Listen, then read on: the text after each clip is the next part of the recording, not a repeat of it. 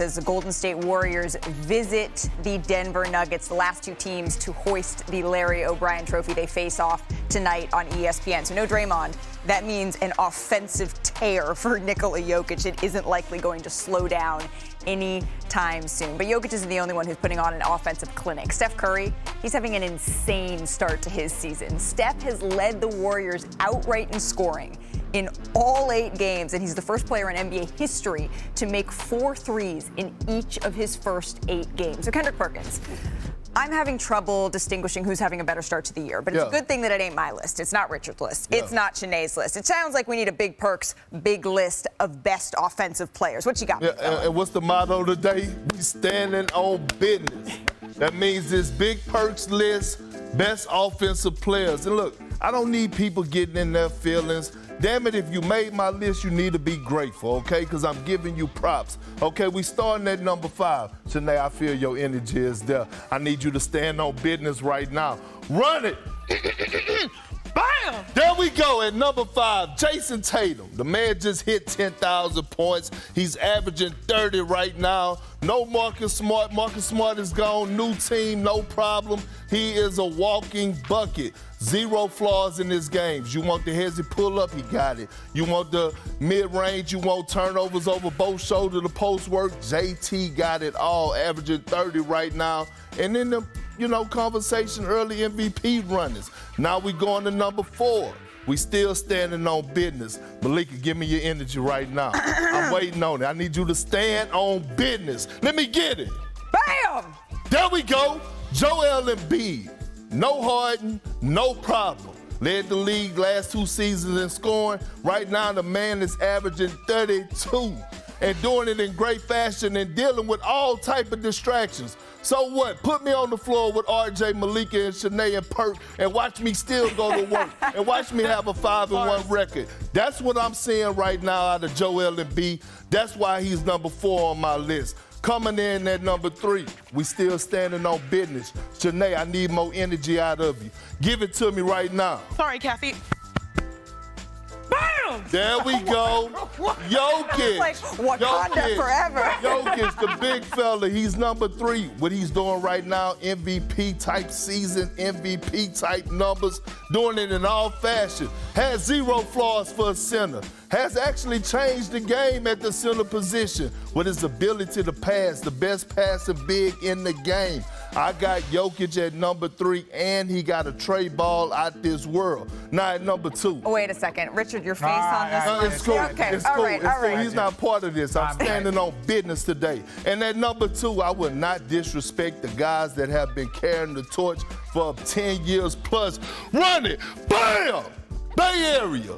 The green-eyed brother, Steph Curry. You know why? Because he's averaging 30 right now, and he's been doing it for a long time. And not only did he change the game of basketball forever, but he's an underrated finisher. One of the best finishers in the paint that we've ever seen. Outside of Kyrie Irving at that size, he's unguardable. Even when he don't have the ball, he's still an offensive threat. And then coming in at number 1. Richard, you're not a part of this because, damn it, I'm standing on business even more. Bam! Kevin Durant. Oh. You know why KD is up here? This is a guy that can actually lead the league in scoring every single season. This is the best offensive player to ever touch the basketball. And guess what he's averaging right now? 30. 30-piece wing dinner, all drumsticks, hibachi style. Listen, here's the thing about KD, right? We could go down the list and we could look at all these fantastic players. And yes, I left some off and Luka and all that. But when it comes down to KD, he's one of one. And for scoring and getting buckets, he's been carrying that title for about a decade, a little over a decade now. Okay. So again, I'm standing on business on Big Perk. I want to head back to the desk, but let's just take one look at this list, at Kendrick Perkins' big list here. All right, take it all in. I understand what you're saying, Big Perk. I think that Nikola Jokic, you're taking the guy who's the best shooter in NBA history. Changed the game. One of the best offensive players in NBA history, and Kevin Durant doing incredible things, post to kill, all of that stuff on another team right now. You're taking him over the two-time MVP, the Finals MVP, Nikola Jokic. Yeah, I'm paying homage to because they have been doing it. Homage, or are you being honest? No, because they have been doing it over a longer period of time, and they're still doing it. Fair enough. So let's talk about Nikola Jokic. He's playing tonight on our air, and we've been talking over the last couple of days, Richard. There are not that many guys at all who are offensively flawless. Is Nikola Jokic one of them in your mind? Yes, and honestly, in the modern era, we've been thinking about how many players you can actually put. And it doesn't diminish what certain players can do. Like, Kevin Durant is not a triple-double monster. It doesn't mean he's not one of the greatest players of all time. It just means that that's not his initial weapon. LeBron James, the most versatile player we've ever seen. But when you look at Jokic, I beg someone to find something that he is not, an A- at. Across the board. Passing, we know he's that. Ball handling, especially for a center. We've seen the big guy lead the break. We've seen him do dribble handoffs. If you look at three-point shooting, he shot 40+%. If you look at on the offensive glass, he creates extra shots. There is not a post-up. He can beat you just on post-ups. He can beat you just with his passing, his three-point shots. We know his float game, left, right hand. We know his turnarounds on the block. So if you can show me one statistic that he is not an A- in, and how many players in NBA history can say that, and it's not just statistics. You could be a 38% three-point shooter, and like Joel Embiid. That's a huge. If he's 38% from three, that's A plus for a big man because of his other abilities. So just to me, there is no flaw in Jokic's game, and I can't say that about any other player on that list that he just. Because I floated Steph Curry, and you said he doesn't have a post-up game. Doesn't have a, and that's not 6'3". But Kyrie is another player. Kyrie is another player that I would add on that list that doesn't have an offensive flaw. Do you know it's actually a stat out there when it comes down to two-point field goal percentage, like in the paint? Like Steph Curry is an all-time great, like up there with Elijah One and Shaq. So that's what I'm saying. And again, I'm not sitting up here debating. Like if it was your list, I wouldn't be mad. I'm not debating. Hold on, no. Listen, just calm down. I wouldn't be mad if you had Jokic at number one. I wouldn't be mad at that. Okay. But what I'm saying is when you look at Jokic and you look at KD and you look at Steph, none of those guys have flaws offensively. What I would say is this. Offensively, the way they can score, and this is the last thing I'll say. Scoring, I think there's tiers. I would say it's KD, Steph, and then Jokic. When you get into passing, those guys aren't even on the board.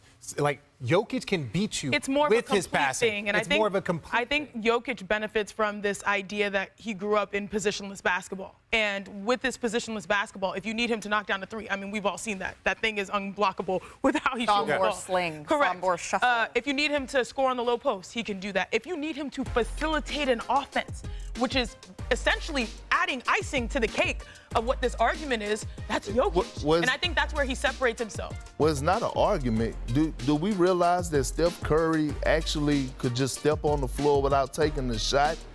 And it's great offense for the Golden State Warriors because that's how much attention he demands. Well, so we could go back and forth about which each player brings to the table and what's unique about each player. And that's why I said we could go down the line, but offensively, I see zero flaws in either one of those guys' games offensively. The question, we posed is who's a better offensive player, Steph or Jokic? And it feels like almost an unfair framing of that. But are they the two best offensive players? Well, I would say now, this. We talked about James Harden talking about I am a system. Both of those players are a system. Yeah. To learn how to play with Steph, you have to understand movement and positionless basketball. To play with Jokic, you have to be able to move without the ball, catch and shoot, and understand all of the things they were doing. They are two separate systems that are elite.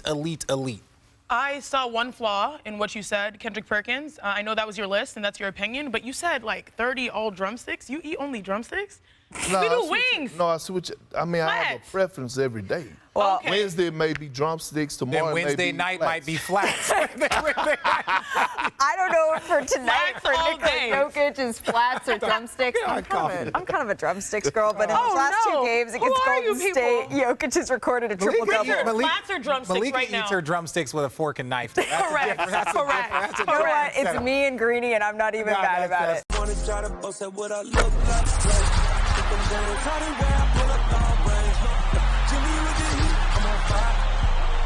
NBA,